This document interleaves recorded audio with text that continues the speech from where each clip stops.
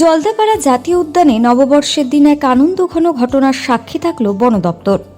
2026 সালের 1 জানুয়ারি অর্থাৎ ইংরেজি নববর্ষের প্রথম দিনে জলদাপাড়া জাতীয় উদ্যানে এক শৃঙ্গ গন্ডারের একটি শাবকের জন্ম হয়েছে।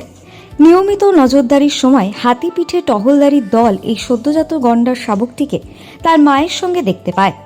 বন দপ্তর সূত্রে জানা গিয়েছে, জলদাপাড়া জাতীয় উদ্যানে নির্ধারিত প্রোটোকল অনুযায়ী প্রতিটি নবজাত গন্ডার শাবকের জন্ম নথিভুক্ত করা হয়। জন্মের পর থেকেই শাবক ও তার মায়ের ওপর বিশেষ নজরদারি চালানো হয়। নিয়মিত পর্যবেক্ষণ, অবস্থান শনাক্তকরণ এবং নিরাপত্তা ব্যবস্থা জোরদার করা হয় যাতে শাবকটি সুস্থভাবে বেড়ে উঠতে পারে এবং কোনো রকম বিপদের সম্মুখীন না হয়। এদিকে ইংরেজি নববর্ষের দিনে গন্ডার শাবকের জন্ম বনপ্রেমী ও পরিবেশবিদদের কাছে অত্যন্ত সুখবর। এটি জলদাপাড়ার বাস্তুতন্ত্র যে সুস্থ ও ভারসাম্যপূর্ণ অবস্থায় রয়েছে তারই স্পষ্ট প্রমাণ।